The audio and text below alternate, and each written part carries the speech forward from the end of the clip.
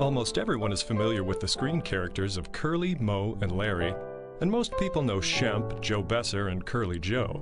These six men form the world's most loved comedy team, the Three Stooges. But Moe wasn't always the leader of the group. In fact, when they first started, the boys were almost interchangeable. The development of their screen characters was a slow process of evolution that took many years of refinement.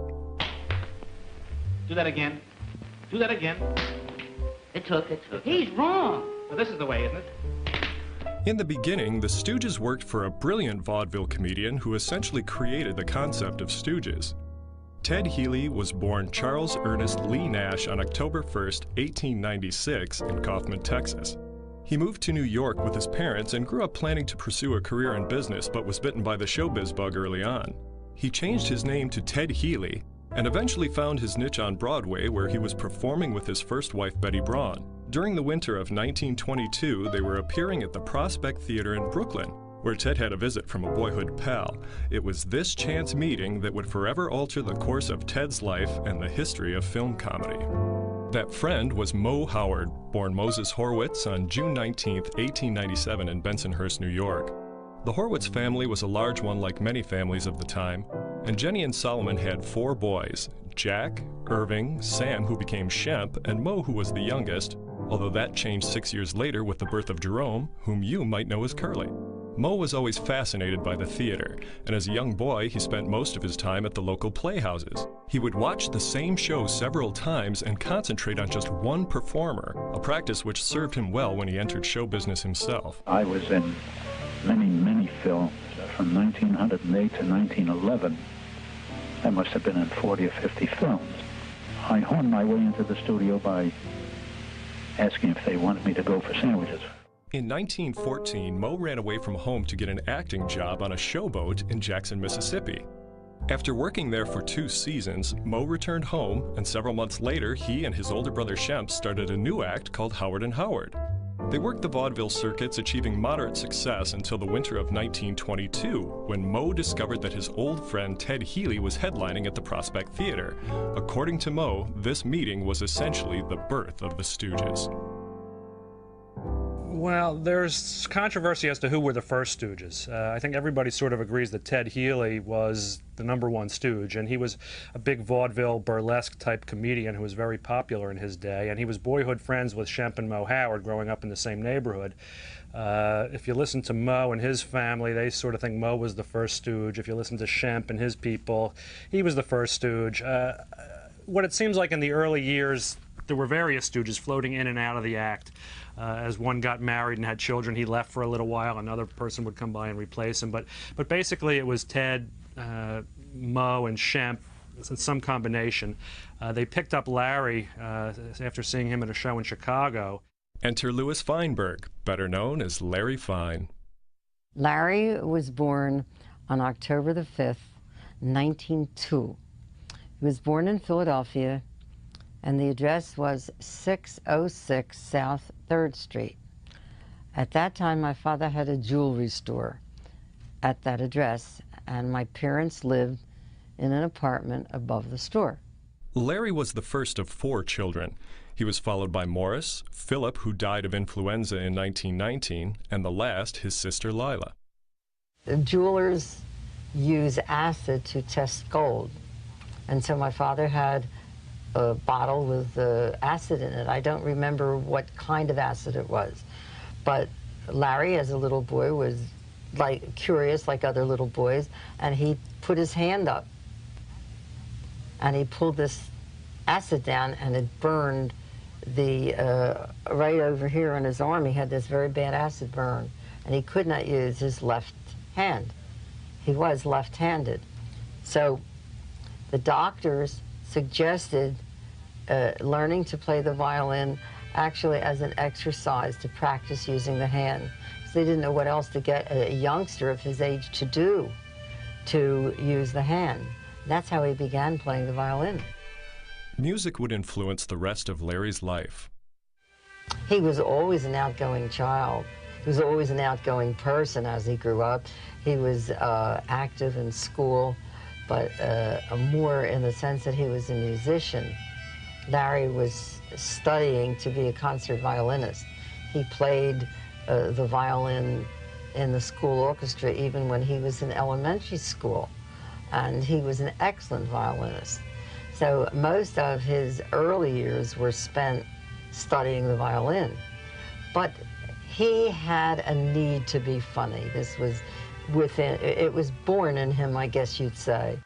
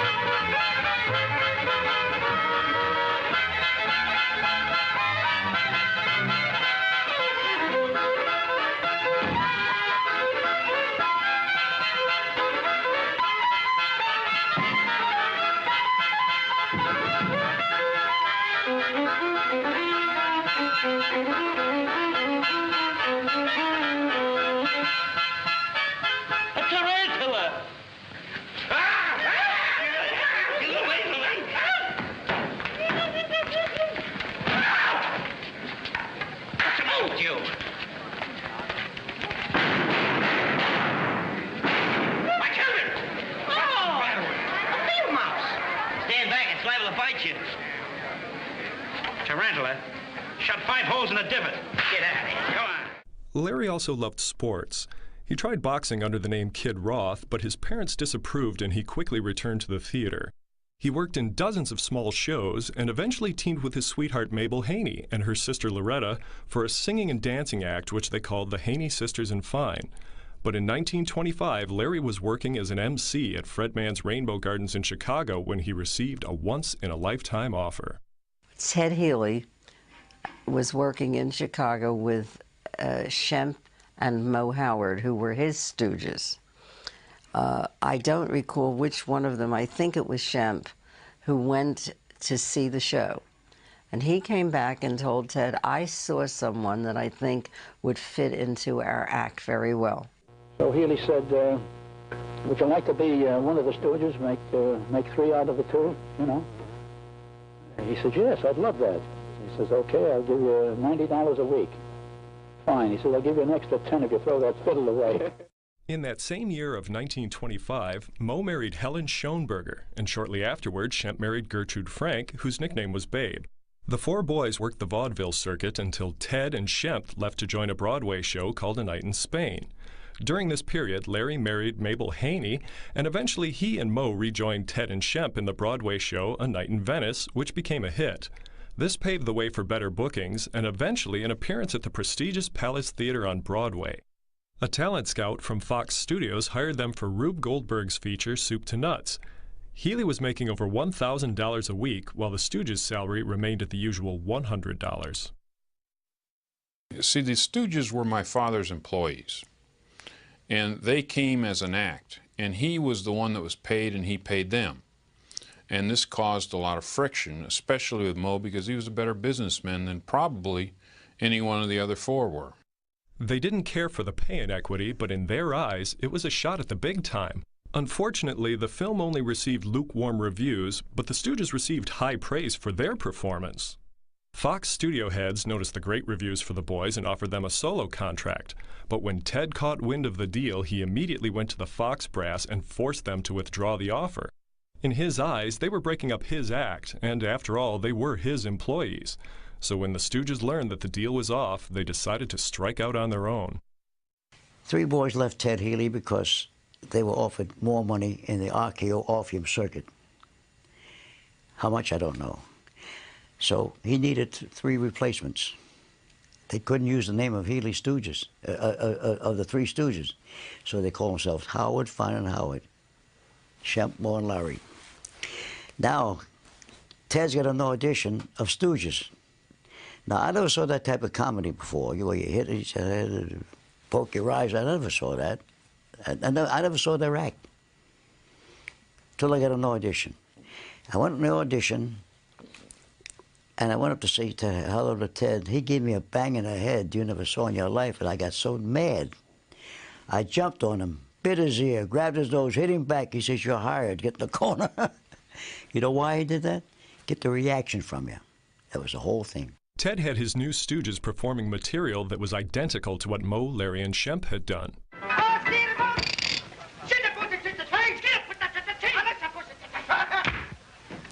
What are you, wise guy? What are you getting? Wait a minute! Let me see you make a hot fist. Let me see you make a hot fist. Wait a minute! Pay me the $50,000, I'll foreclose this mortgage, you mouse! I won't pay it. Pay me the $50,000, I'll foreclose this mortgage, you mouse! I won't pay it. Don't get excited, that's in the mortgage. Pay me the $50,000 or I'll foreclose. I won't pay it. For goodness sakes, pay him the money. So he was good to work for. When he was not drinking, boy, he was a college graduate, you know. Went to college, Ted did.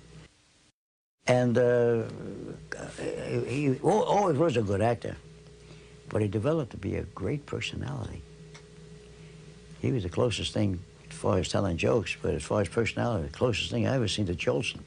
See, he was the first person that ever played comedy off of somebody else.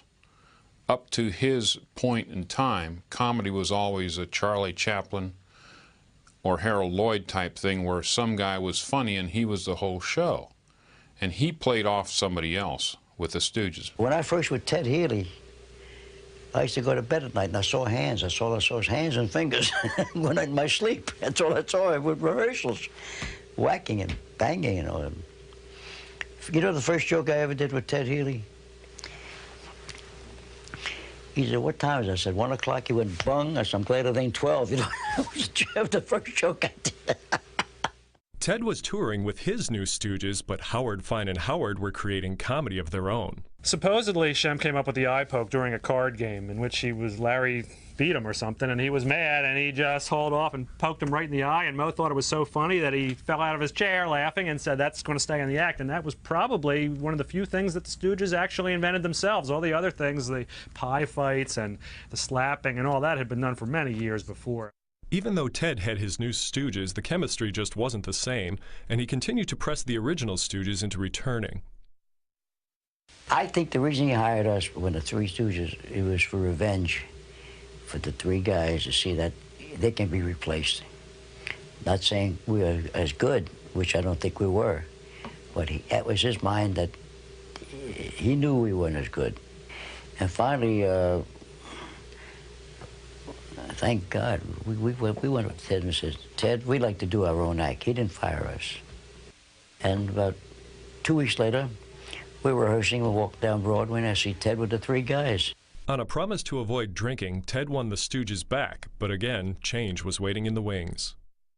Shemp decided he wanted to leave the Healy act for good. Apparently his wife did not like Ted Healy, and there's some various stories floating around, some pranks that Healy pulled that Shemp and his wife didn't take too kindly to, and eventually Shemp just went out on his own. He'd had a very successful career on his own, but I don't think he made the kind of money that the Stooges ultimately made at Columbia.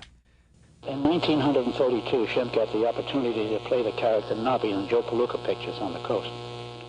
And it seemed like a great opportunity for Shemp. And he was reluctant about leaving. He said, "Well, what are you going to do for a third man?" I said, "Shemp, don't worry about that. Grab your opportunity and we'll get the kid brother Curly in." And Curly was working with a band called Orville Knapp in his band. He was a comedy guest conductor. And it got a big laugh. So we got in touch with Curly and said, "Give your man 2 weeks' notice. Come on, you're going to join with us." Of course, Shemp had the long hair, he used to push it back over his ears, and Larry had the wild hair, I had the bangs. And he had brown, wavy hair and a mustache, wax-tipped mustache. And he said, "Well, don't worry about how I wear my hair. I'll be back here in a half hour." And he was. And he wore a cap. When he took the cap off, he was as bald as a cue ball. Looked like a naked eggplant. So Babe was rechristened Curly. It took a while, but when he hit his stride, Curly became the most loved and the best-known Stooge. In 1933, Ted Healy and the boys signed a film contract with Metro-Goldwyn-Mayer. The boys had finally hit the big time.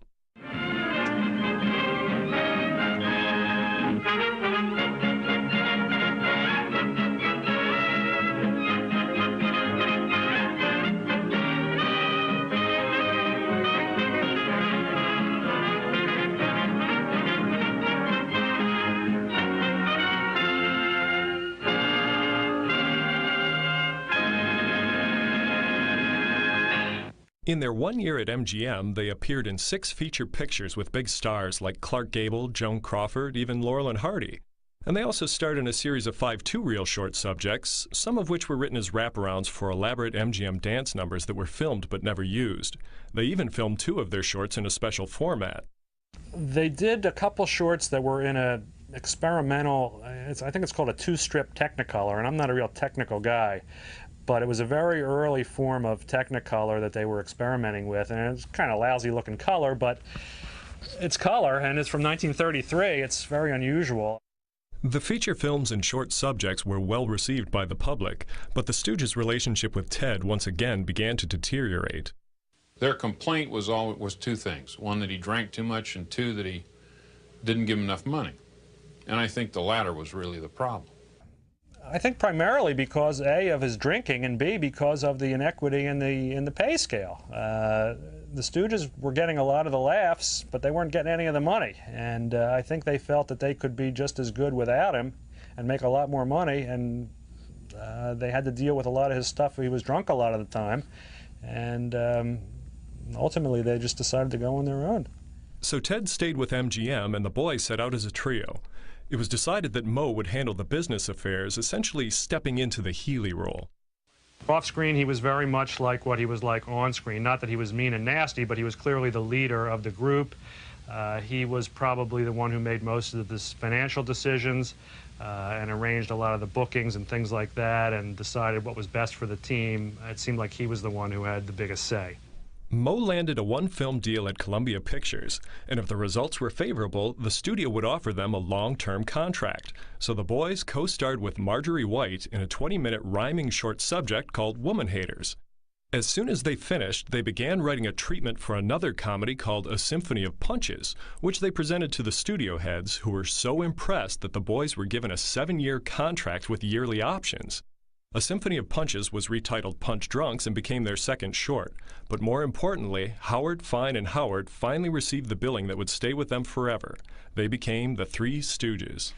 We did nine films a year, and we had, under the contract, we did those in 40 weeks. We had 12 weeks off in which we did personal appearances. The Stooges evolved into very specific characters.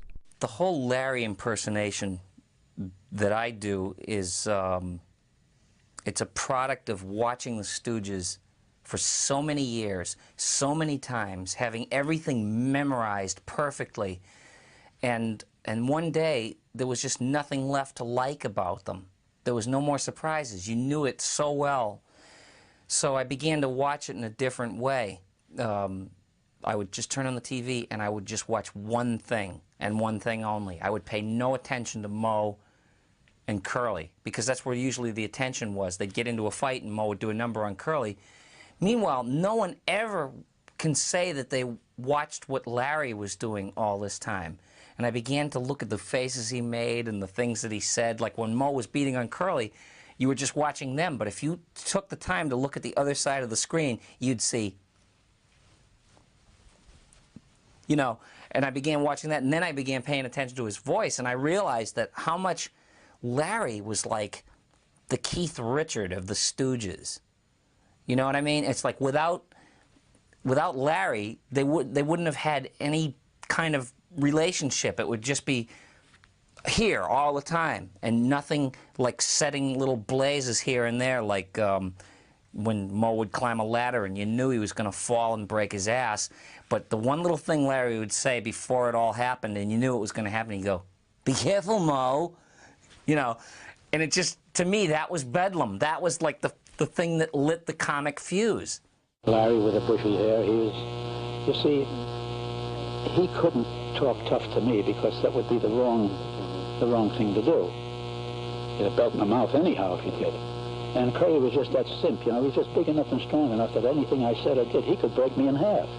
But his only retaliation was, woo! Every time we were in a personal appearance in the theater, every time I smacked Curly, somebody in the audience holler, hit him back, Curly, hit him back. And they throw carmels at me and everything else. You know, if we were going through a scene and he'd forget his words for a moment, you know, rather than get stunned or pale and stop, he never knew what he was going to do. On one occasion, he'd go down to the floor and spin around like a top until he remembered what he had to say. Curly's wild expressions and childlike mannerisms made him the favorite Stooge, but off camera, he could be very private and shy. He was born on October 22, 1903, 6 years younger than his brother Moe. My father thought a lot of Moe, and in some ways, Moe was maybe a surrogate father.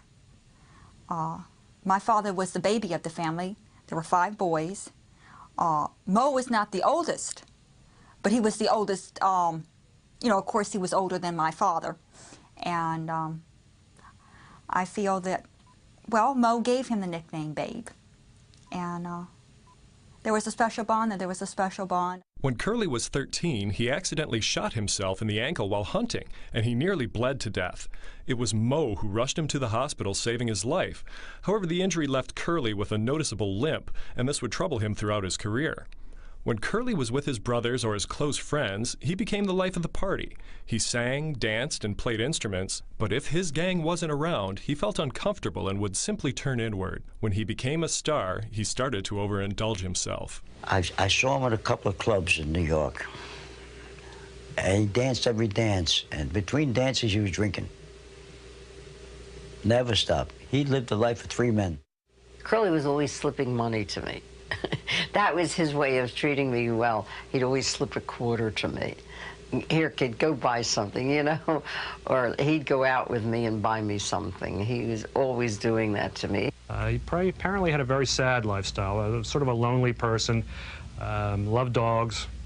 Every time he went on the road and he came home with a new dog. But his personal life was somewhat sad in that he was remarried, 4 times, and never seemed to find the right girl. Curly was nothing. He just disappeared. He was really shy. He would blush when you talked to him. I don't think he said one word to me out of script, you know. I mean, when we weren't on camera. He said his dialogue and whatever he had to say and do, and the minute they said cut, he disappeared. Although his private life was troubled, his work with Moe and Larry was unparalleled.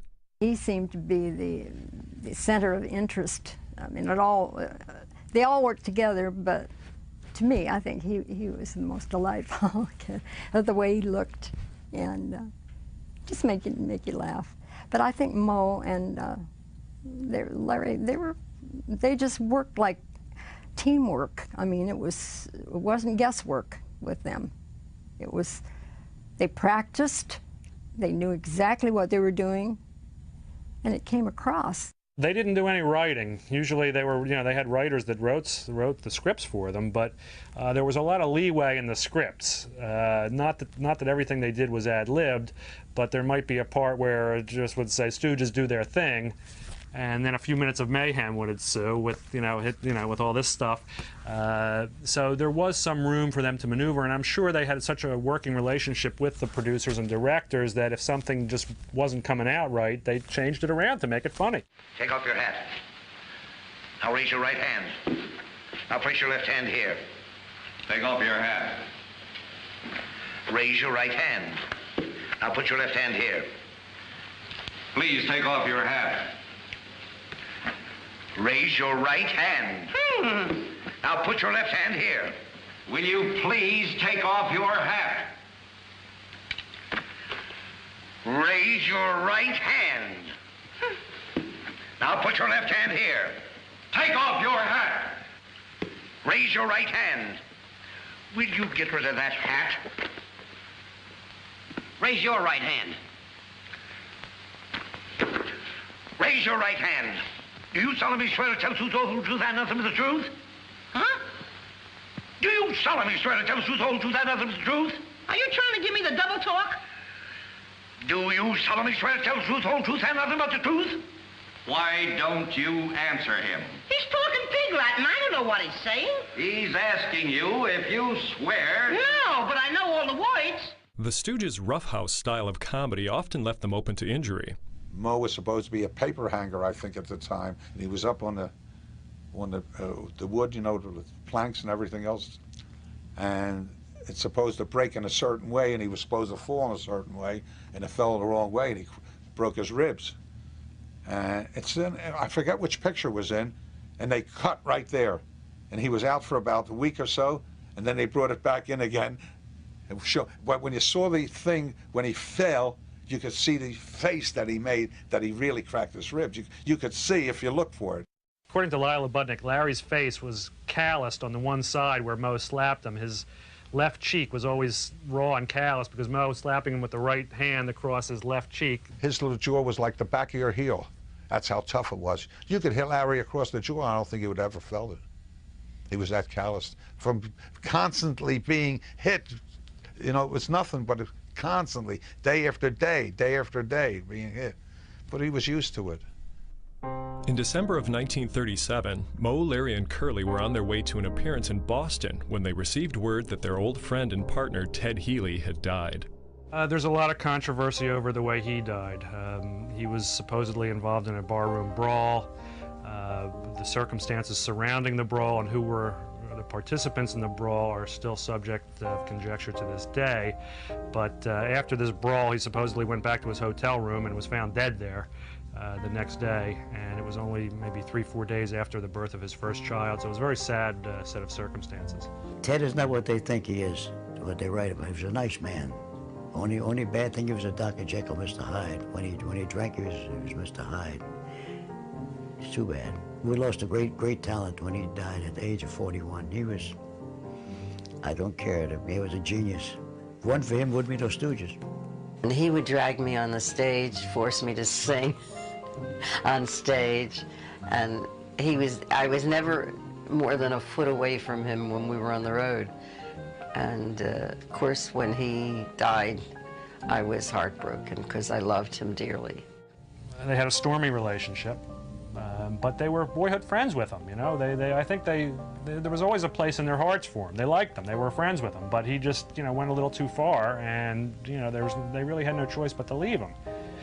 When they found out he passed away, I think they were truly upset, and they were, you know, they were shocked, obviously, number one, but I think they were very upset because although they did have a stormy relationship, they had known him for a long time. They were friends with him. I've thought about many times the fact that he's the one that started it all, and without him there would have been no Stooges.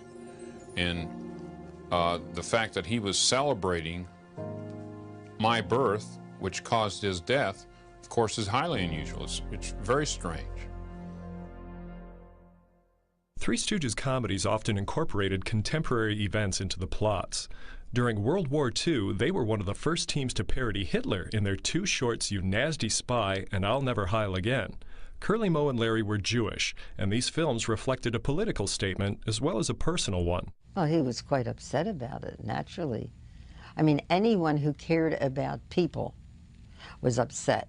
And then you have to remember, we're Jewish, and so the war in Germany and what went on in Germany before the war with Hitler and all was extremely upsetting to all of us.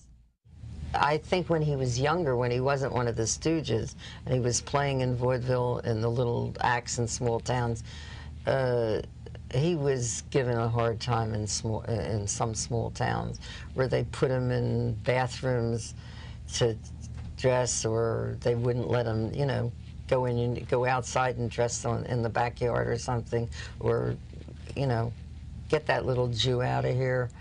But listen, you hear that today. So it doesn't surprise you.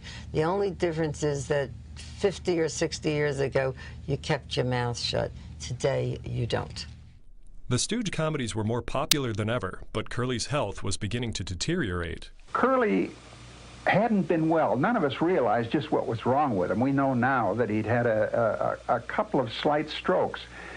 And Three Little Pirates was sometime after he'd had those strokes, but from time to time, he became almost his old self. And in Three Little Pirates, he was, in my opinion, excellent. He had recovered. We had high hopes that he would be perfectly all right, but as we now know, he wasn't. And on the very next picture, he folded up. He had a stroke that disabled him.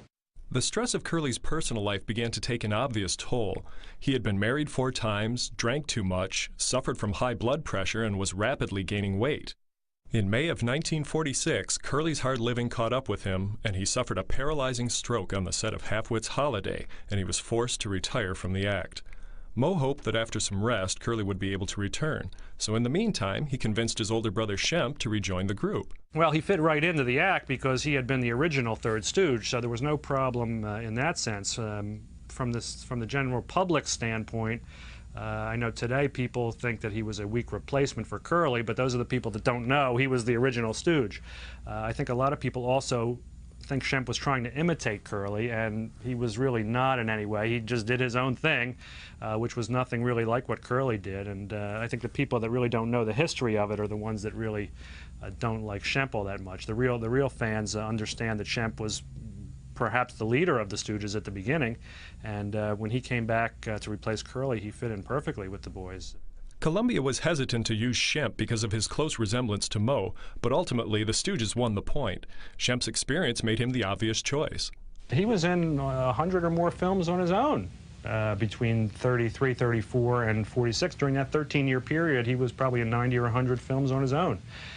He had his own series of which he was the star at Columbia, where there were several. It was the Shemp Howard series, and he was the head stooge, and the other people were the knuckleheads. Shemp Howard had been born Samuel Horwitz on March 17, 1895.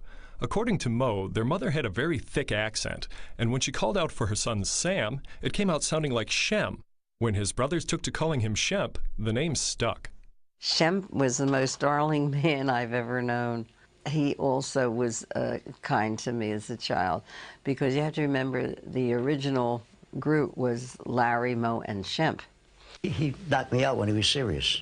That's when he was scared to death of his own shadow. Walked down the street, he's always looking back, see if there's anybody following him. And when he'd go in the hotel room, he'd lock the doors and put chairs by it so nobody could get in, lock the windows. Always waking up, see if anybody's there. You know, he's scared. He's that type of guy. That's why he's always walking around that way to town. He was that way, you know. That was his character. Off camera, he was a warm, loving, laid-back family man, and he preferred to spend his time playing with his son Mort or watching the fights. But on screen, he had a character that was wild and unpredictable.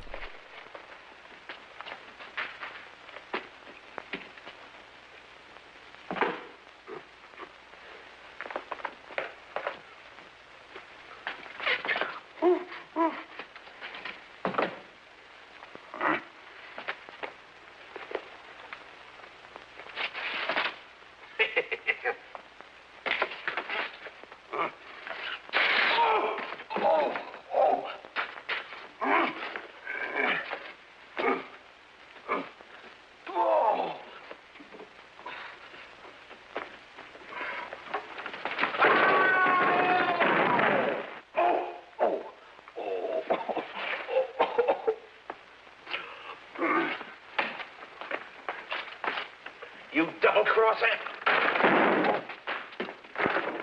Oh! Oh!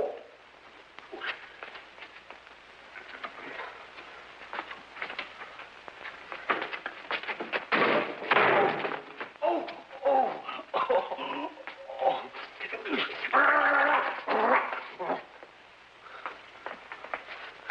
Wise guy, this time I'll close you. Oh, no. I'm sorry, Mo. Oh, think nothing of it. Oh, gee, thanks. You're welcome. In 1947, Curly was still partially paralyzed but feeling better. He made a small cameo appearance with a full head of hair in the short Hold That Lion. It was the only time that the three Howard brothers appeared on screen together, but according to Larry, Curly was set to make another appearance in the 1949 short Malice in the Palace. The scene was shot, but wasn't used in the final print. His health was still fragile, but during this time, Curly finally found what he was looking for. On July 31st, 1947, he married a beautiful young woman named Valerie Newman. They had a baby girl named Janie, and for the first time in his life, Curly was truly content. They got married in 1947, and he died in 1952. They had a good marriage, and they seemed to have a lot of good times together. Unfortunately, into the marriage that he got, strokes and became sick after I was born. She would want him at home as much as possible. But he wasn't, from my viewpoint or what my mother expressed, at least in parts of the marriage, an invalid or anything like this. He, at this time in his life, enjoyed a family and seemed to have a certain peace and contentment, and he found his niche of being the family man, which is probably what he wasn't at an earlier period in his life.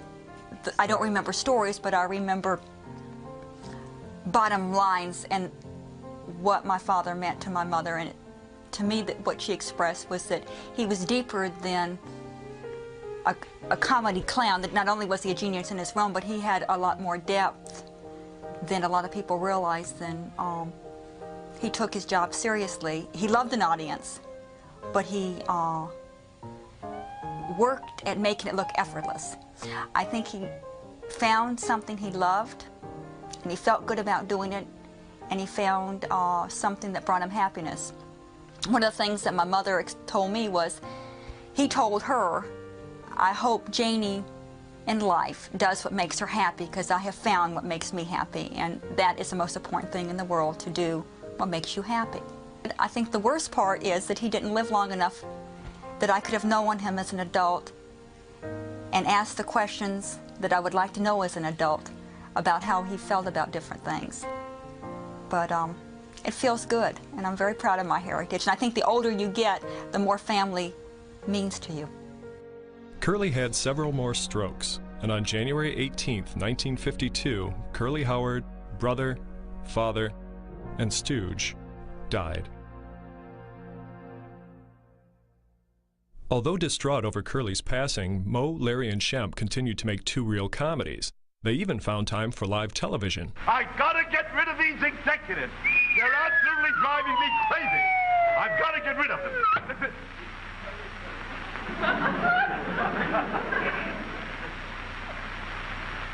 That's a sandbag. That's dangerous, you know that? That could kill someone.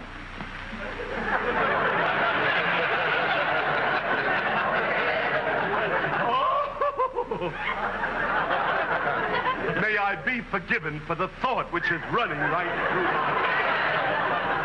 through me. Oh, gentlemen. Yes? I mean, now that you're here from the East and all, would you do something for my audience? Would you sing? Would you sing? We'd love to. You would, eh? Yes. Well, I sing. Take the barrier. No. Me.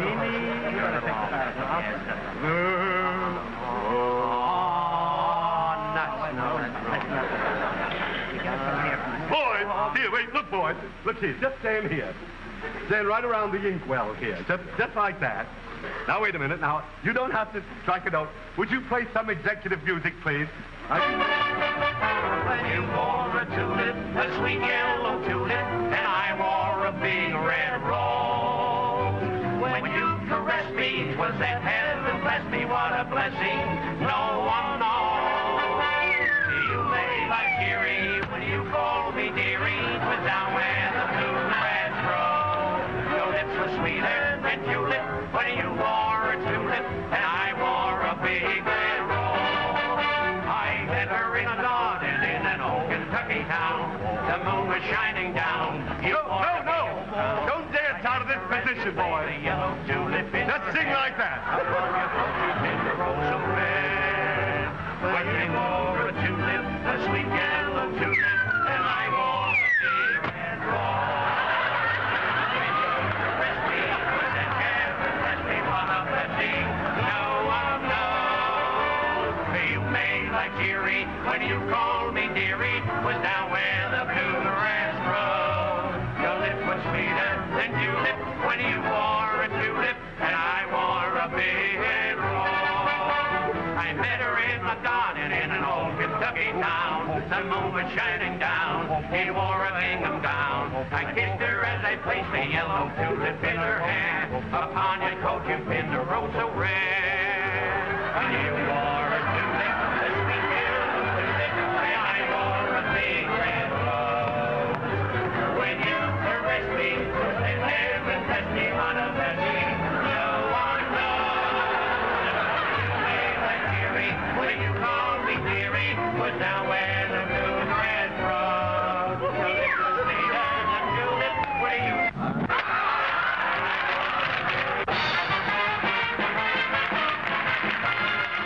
For many years, they were the top-grossing short subject series in Hollywood, and they won, the Laurel Awards and these other awards every year that were given by the theater owners to the top-grossing film. So they brought in a lot of money for Columbia over the years.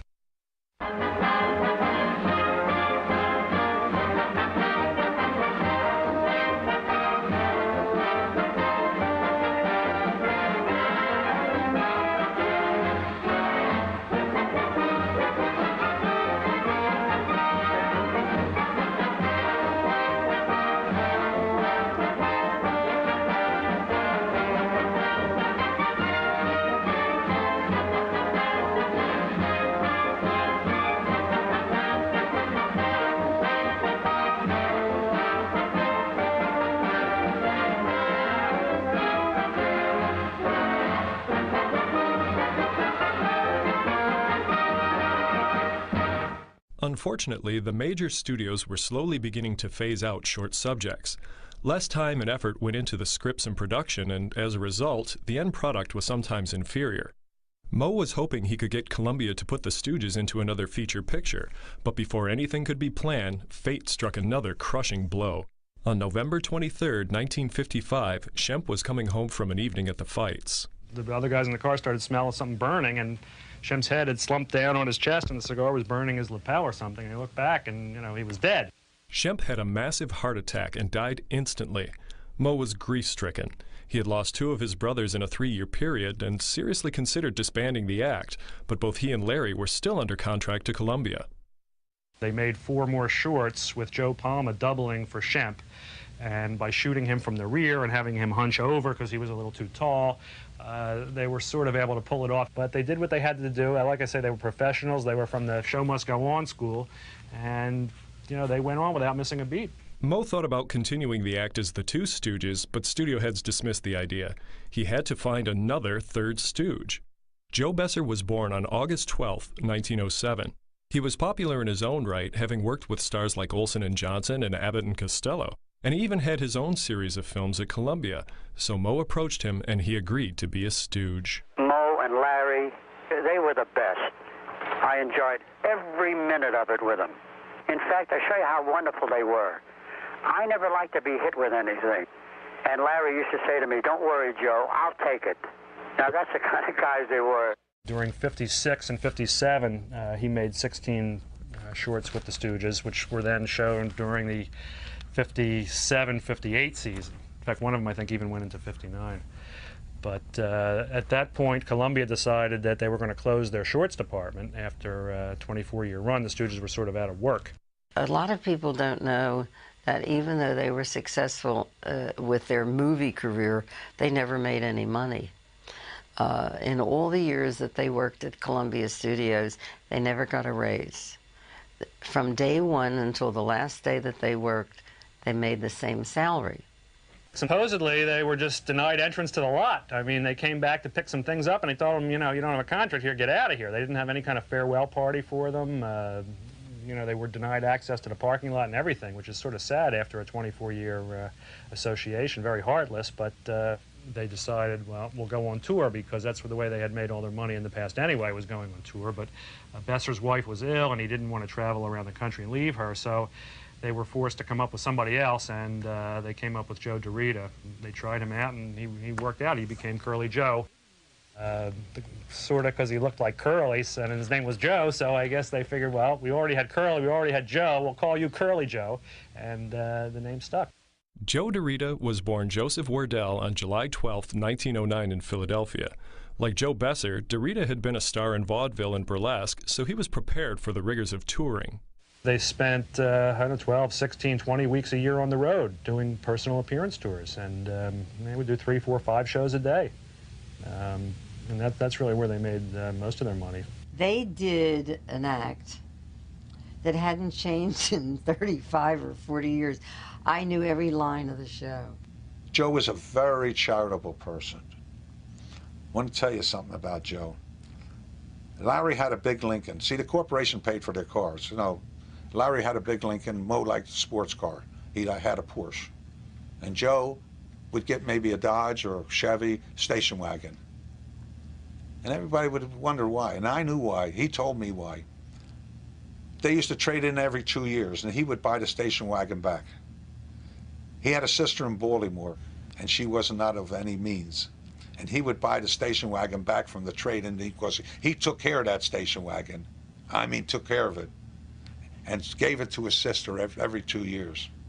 That's the kind of person Joe was. I know he took care of his mother. Very charitable man. Very charitable. In fact, to give you ideas of Joe, they would send me for different things for food or something. I'd say, no, I'm going out to get a sandwich. Anybody want anything? This one would say yes, this one would say something. And Joe would say, write it down, Nate, and I'll pay at the end of the week. Because Joe took care of the checks and everything. At the end of the week, whatever I spent, he'd say, how much you spent? I said, $36.10. I had it all itemized. He said, it can't be that much, Nate. It's got to be more than that. He says, does that include a tip that you give the people, you know, when you buy them? I said, yeah, Joe, it was everything included. Nate, it can't be $36. You must be mistaken. You forgot to write something down. Write out a check for $50. Here's $50. In 1958, Columbia Pictures released 78 of the old Curly two-reelers to television, and within 1 year's time, their popularity soared to new heights. None of them were really aware of it. When they came to Pittsburgh, and their last, the reoccurrence of the popularity after television, they got off the train because they came by train at that time. I think it was 1959. And they saw all these people at the station. They wondered who the VIP was on the train, not realizing the crowds were for them. They had absolutely no idea of how popular they were. Joe DeRita brought his own comic style to the act. Obviously, he had big shoes to fill, but he was a veteran performer, too. It wasn't like he was just a nobody. He wasn't perhaps as well known as Joe Besser was at the time when Besser came in. Most everything was discussed with Larry and Mo, whether they would take something or do something or anything. Not one person made the decision. Then after Joe joined him, Joe was like a junior partner, let's put it that way. And Larry, after a couple of years, said to Mo, this I know, let's make him an even partner. I don't know what the partnership was at that time. Maybe it was 40, 40, and 20. So Mo says, why? We've been for years this way, you know? Why should he get part of the good amount? So Larry says, look, between 20 and 33%, there's not that much difference, Mo. And you're making them feel like he's part of us. Like this, he feels like he's a nothing. He's a drag on it. Let's make him feel. And that's what they did. They made him an even partner. Larry forced it on Mo, because I told you Mo was thrifty. That I didn't say cheap. He was thrifty. Outside of their working relationship, it was not really a close friendship, because they spent so much time together in their working relationship that they each went their separate ways with their families. They got together on big occasions, but they each had their own families, and they didn't spend that much time at home, so that when they were at home, they wanted to spend as much time as they could with their families. So they did not socialize on a day-to-day basis. Joe DeRita was a very funny guy. Nobody realizes the sense of humor. And Joe would, like, once in a while say to me, hey, Nate, it's very quiet. Let's jazz up the place. I said, what do you want to do, Joe? And Joe and I were very friendly. He said, let's play cards together. He says, we'll play gin, you make some dumb moves, and I'll make some dumb moves, and you'll see what'll happen. So I'm playing gin, and Larry's looking over my shoulder, and I'll make a dumb move. Oh, what a stupid move you made, you know. I did it purposely. And then Mo would go over to Joe's and look at his. Joe, do you know how to play gin? You really know how to play? I don't think you know how to play gin. So Larry would say, let me take your hand. I'll show you how to play. And I would go and look at him. Mo would take Joe's hand, and then the two of them would start fighting each other. There would be plenty playing for pennies. 1, 2, and 3, not rum or gin or anything like that. And they would argue like hell. Joe and I would stay in the other room and laugh like hell. He says, we started something.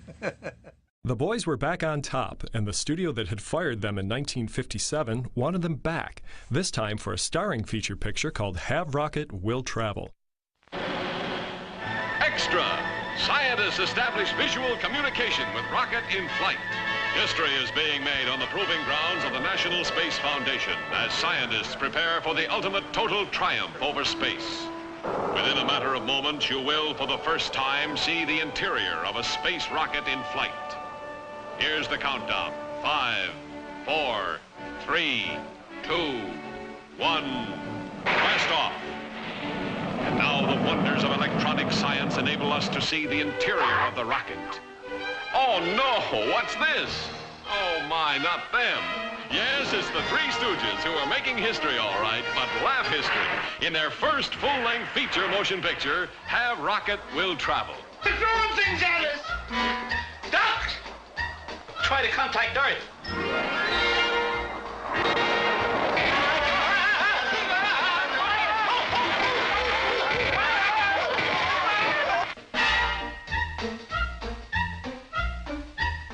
No change in their course, huh? None. They can't control it. The ship's on an automatic course to the planet Venus. We got contact! Take that down, quick!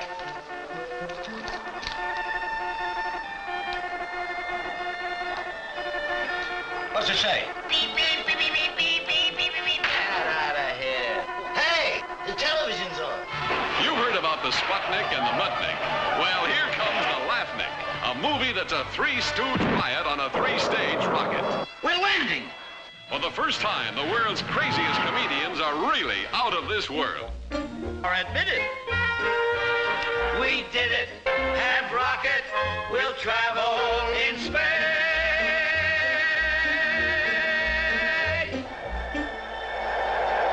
You are expected. Enter. A talking automobile. I am waiting. I am Larry. I am Mo. And I am Curly Joe. Take us to your leader. Look. They're the spitting image of us, ain't they? Oh, they look pretty good for robots. Hey, they made Mo real ugly, didn't they, Larry? I don't know. I think he's uglier in person. Don't miss this hilarious mixture of missiles and mirth as the Three Stooges blast off in the biggest comedy bonanza in years.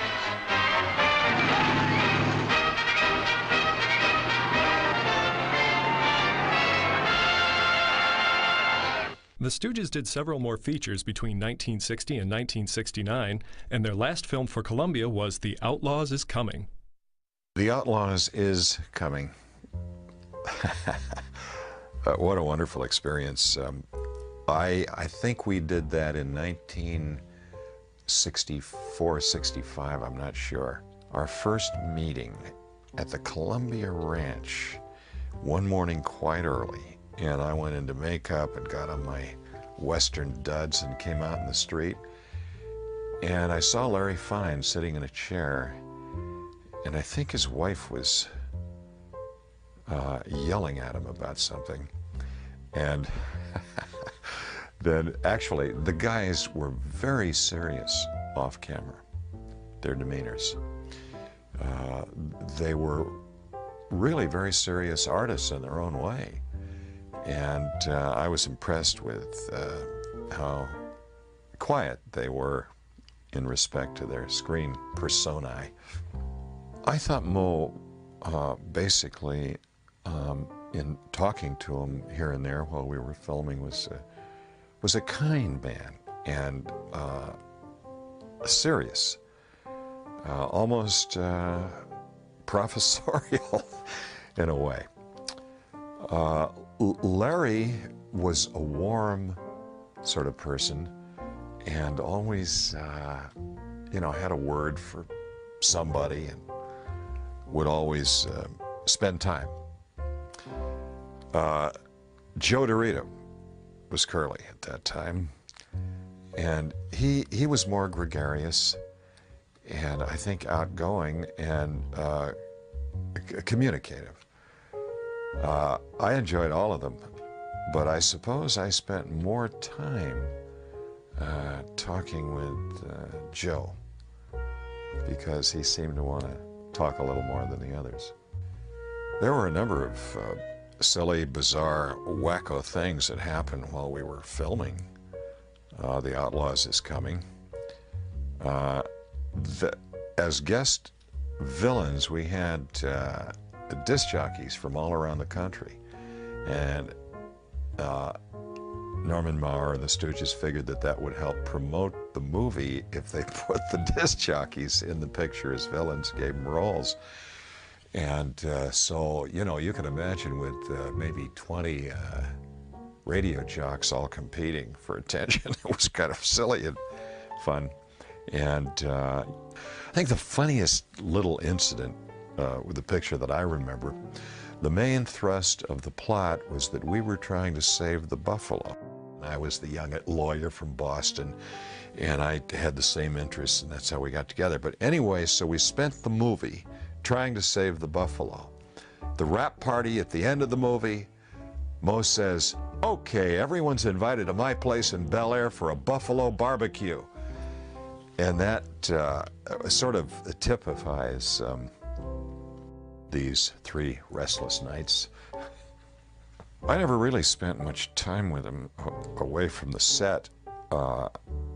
People don't do that often in Hollywood. You know, you're doing a series and you spend 18 hours a day with people and you just kind of want to get away from them. And I think it's probably more healthful that way. I wanted to go home with the Stooges every night, but they wouldn't let me. In 1969, Mo, Larry, and Curly Joe started work on a self-produced comedy travelogue series called Kook's Tour. During the last few days of filming the pilot, Larry suffered a major stroke which forced him to retire. They were able to patch together a 1-hour version of the pilot, which nothing ever happened with. But that was really the end of the Stooges as we know it. And once he was able to really handle himself, he was able to speak pretty well again, because in the beginning he could not talk. He decided he wanted to go live at the Screen Actors Guild country house. And he applied to go into that. That's in Woodland Hills. It's a magnificent place. And he moved into that, and he lived there for the last 6 years of his life. There were a lot of other people that were in the motion picture home too that, you know, he got friendly with, and he befriended other people in Hollywood, Ed Asner, the guy from the Mary Tyler Moore Show, and a couple other people, Ted Knight, also from that show. I know that they played shuffleboard together and stuff like that. It was obvious that Larry couldn't continue, so Mo and Curly Joe contacted their old friend character actor Emil Sitka to assume the role of the middle stooge. They had played with the idea, and Sitka was supposedly even hired and signed, sealed, and delivered to work on a picture, but, you know, things fell through, and that group that would have been Mo, Sitka as the Larry role, and Joe DeRita as the third stooge never materialized as a group on film. Mo started to work as a solo. He gave interviews, lectured at colleges, and made dozens of TV appearances. And even though Larry was still partially paralyzed, he too was able to appear on local talk shows. He seemed to be doing well when he suffered a second stroke, which further slurred his speech. 2 months later, he had a massive stroke, which put him in a coma. Larry died 2 weeks later on January 24th, 1975. Mo was heartbroken over the news of his old friend's passing, but continued to work even though he developed lung cancer. They were trying to work on a film as late as '74 with Sitka again, but apparently Sitka kept getting a call, you know, we're going to film next week, we're going to film next week, we're going to film next week, and then Mo died, and that was the end of it. Mo died May 4th, 1975, just 4 months after Larry. Mo's passing brought an end to the world's longest-running comedy act. Joe Besser continued to work in TV and films and take care of his wife Ernie until his death on March 1st, 1988. Joe DeRita retired from show business and lived happily in North Hollywood with his wife Jean until he passed away on July 3rd, 1993. The Stooges are gone, but their legacy of comic mayhem will make us laugh for generations. To me, the Stooges weren't based on any kind of reality. As a kid, I even knew that. I liked seeing people get hit in the head with hammers. Then he smacks him on the head like that. But I've also been able to create original characters based on the Larry voice, like for cartoons like Ren and Stimpy, where Stimpy the cat is, his voice is very much based on Larry Fine, except it's all jazzed up. I think the Stooges will be popular long after we're all gone, because they are poking fun at life.